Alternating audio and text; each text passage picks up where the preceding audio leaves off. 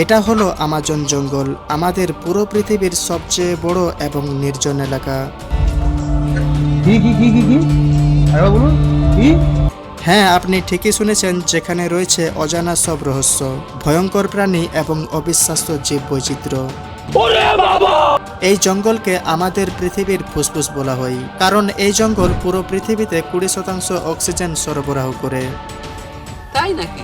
হ্যাঁ, এই জঙ্গল এতটাই বড় যে এখানে ভারতের মতো 2টি দেশ, বাংলাদেশের মতো 37টি দেশ এবং দুবাইয়ের মতো 157টি দেশকে সহজে জায়গা দিতে পারবে।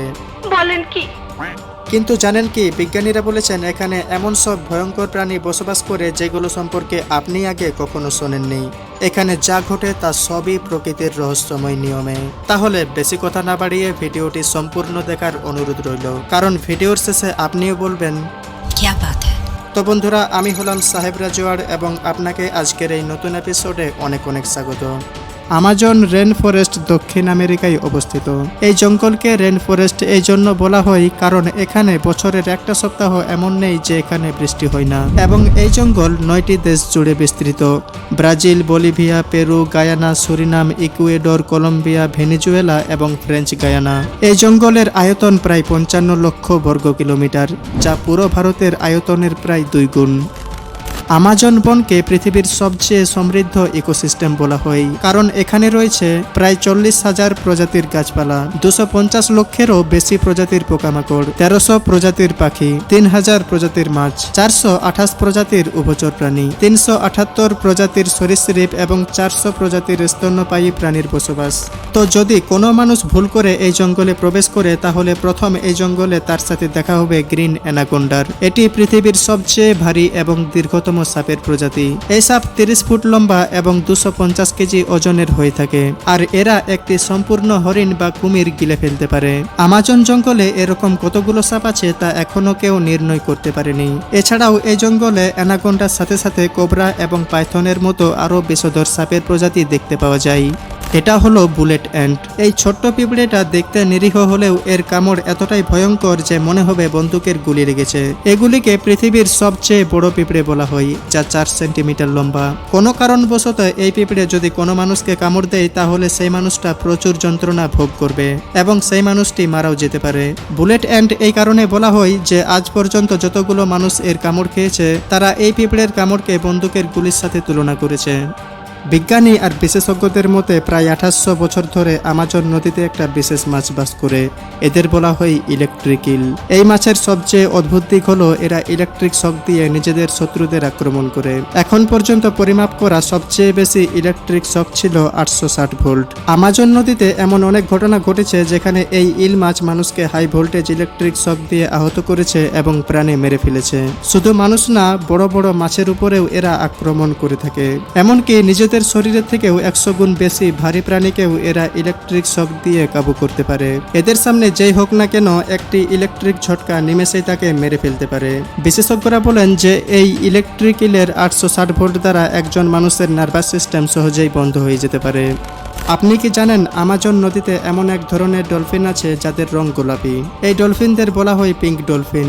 আমাজন নদীর গভীর জঙ্গলে যেখানে মানুষের উপস্থিতি প্রায় নেই, সেখানেই পাওয়া যায় এই বিরল প্রাণীটি। এরা সাধারণত 9 ফুট লম্বা হয় আর ওজন প্রায় 200 কেজির মতো।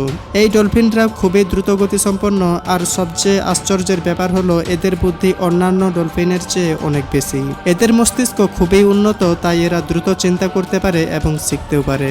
অনেক সময় ডলফিনরা মানুষের সঙ্গে সহজেই বন্ধুত্ব গড়ে তোলে, তবে পিঙ্ক ডলফিনরা মাঝে মাঝে মানুষের উপর আক্রমণও করে থাকে।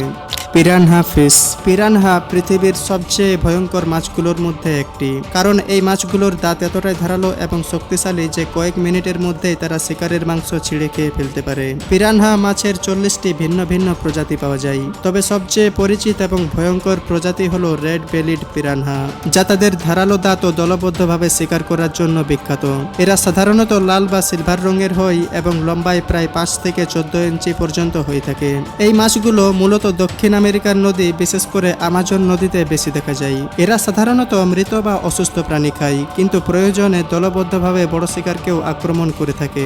সব পিরানহা মাছে যে আক্রমণাত্মক বা মাংসাশী তা নয়, কিছু প্রজাতি শুধু উদ্ভিদ খায় বা ফলমূল খেয়ে বেঁচে থাকে। আমরা সবাই জানি আমাজন নদী পৃথিবীর সবচেয়ে বড় এবং বিস্তৃত নদীগুলোর মধ্যে একটি। এটি দক্ষিণ আমেরিকার 8টি দেশ জুড়ে প্রবাহিত হয়, যার মধ্যে প্রধান দেশ হল ব্রাজিল। এই নদীর দৈর্ঘ্য প্রায় 6400 কিলোমিটার। এছাড়াও আমাজন জঙ্গলে এমন একটি নদী রয়েছে যার জল সবসময় ফুটছে। 6.5 কিলোমিটার দীর্ঘ জল থেকে ধোঁয়া নির্গত এই নদী আমাজনের সেই অংশে অবস্থিত যা পেরু দেশের মধ্যে পড়ে। এই নদীতে জলের তাপমাত্রা 90 থেকে 100 ডিগ্রি সেলসিয়াস, যেখানে যে কোনো খাবার রান্না করা যেতে পারে। গোটা বছর জুড়ে এই জল সিদ্ধ হয়ে চলেছে, কিন্তু এর কারণ এখনো পর্যন্ত কেউ জানে না। আমরা সবাই জানি আমাজন জঙ্গল খুবই ভয়ঙ্কর আর রহস্যে ভরা। এই বিশাল জঙ্গলের মধ্যে প্রায় 400টিরও বেশি আদিবাসী গোষ্ঠী বসবাস করে, যে মানুষেরা আমাজন জঙ্গল থেকে শিকার করে এবং এভাবেই তারা জীবিকা নির্বাহ করে। সবচেয়ে অদ্ভুত বিষয় হলো এই মানুষদের মধ্যে এমন কিছু জনগোষ্ঠী আছে যারা আজ পর্যন্ত সভ্য জগতের মানুষের সাথে কোনোদিন পরিচয় করেনি, এবং যখন কোনো সভ্য মানুষ হঠাৎ এদের সামনে এসে পড়ে তখন এরা এমন রিয়্যাক্ট করে যেন এমন কিছু তারা জীবনে প্রথমবার দেখছে। কিন্তু রহস্য এখানেই শেষ না। আমাজন জঙ্গলে এমন কিছু অদ্ভুত চিহ্ন পাওয়া গেছে যেগুলো স্যাটেলাইট ইমেজে পরিষ্কার দেখা যায়। এই চিহ্নগুলোকে বলা হয় জিওক্লিপস। কিছু জিওক্লিপস এতটাই বিশাল যে সেগুলো 1 থেকে 5 কিলোমিটার এলাকা জুড়ে বিস্তৃত।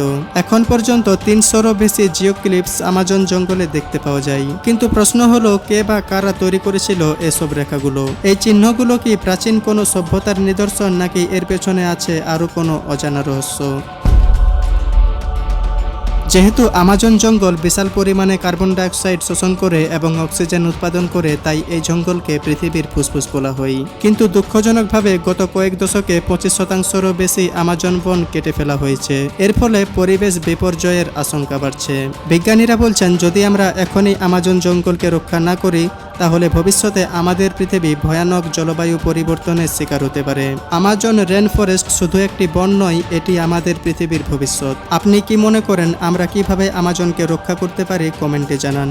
ভিডিওটি যদি ভালো লেগে থাকে তাহলে লাইক দিন, শেয়ার করুন এবং এমন আরও মজার ভিডিও পেতে আমাদের চ্যানেল সাবস্ক্রাইব করুন।